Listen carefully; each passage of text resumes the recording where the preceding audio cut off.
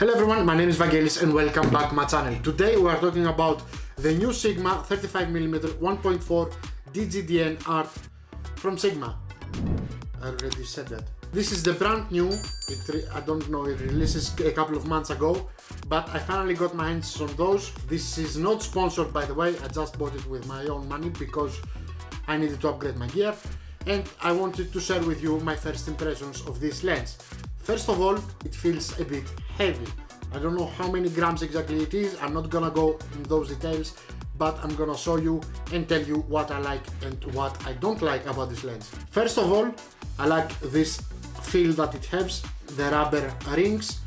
Second, I love that it have those switches for autofocus and manual focus. Also, it have a custom button on here. It has this switch right here, which, to be honest, I haven't really searched it exactly what it does, but from what I figured just right now, it makes that noise to the lens.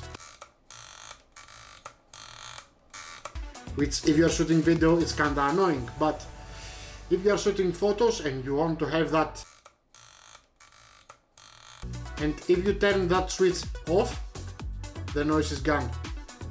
Well, if you're not shooting video, it's not big of a deal, but if you're shooting video, that's kinda annoying because the microphone can pick up easily that sound. So let's forget it and off. Also, I like that it locks on autofocus when it goes. As you can see here, it have the autofocus and you can use it manual. And with this button, if you are on autofocus, as I am right now, and do the switch, you're actually locking your aperture ring so you cannot move it by mistake. The other thing is that it's weatherproof,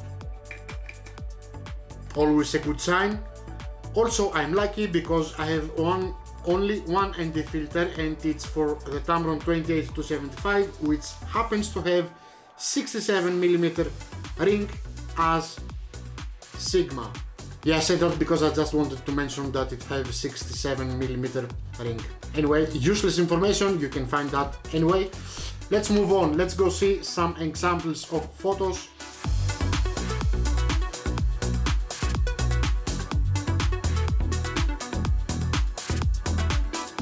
Also in the hood, a new feature which first time I'm seeing this, it have this little button right here. When you put your hood on, it locks into place.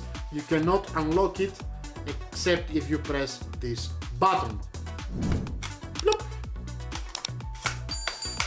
And here, how hard I try, it doesn't go off, except if I break it. And probably I need to get used to it, but anyway.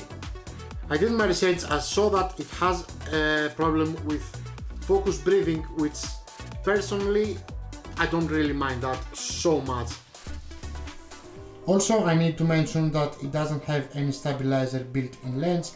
Now you can see how the focus breathing problem really is on a big screen and not in the small one. So guys, my conclusion, except the problem with the focus breathing that I mentioned earlier, which obviously through this video I discovered it's a little bit more than I was expecting because I was focused on photography and not in video. In video it is a little bit more noticeable, a lot more noticeable and a lot more bigger, but anyway, I don't mind so much.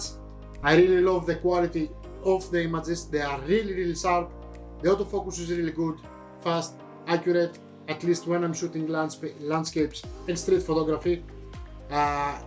Really good in low light situations, you can see the photos right here. And I think I will make one more video about this lens to test it out on video because I hadn't have the chance. I don't know if that is grammatically correct, but who cares? Anyway, I want to test it on video, see if it's worth it for video, which I believe it will, except the focus breathing problem again. I mentioned it a lot of times, but for some of you it may be a reason not to buy this lens.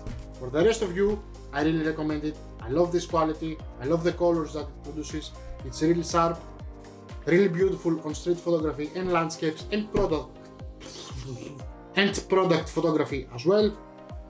And guys, that was it for me for today. I hope I didn't forget to mention something important about this lens. If you have any questions, please let me know in the comments below.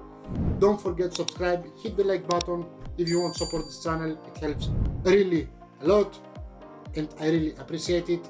And until next time, see you on the streets.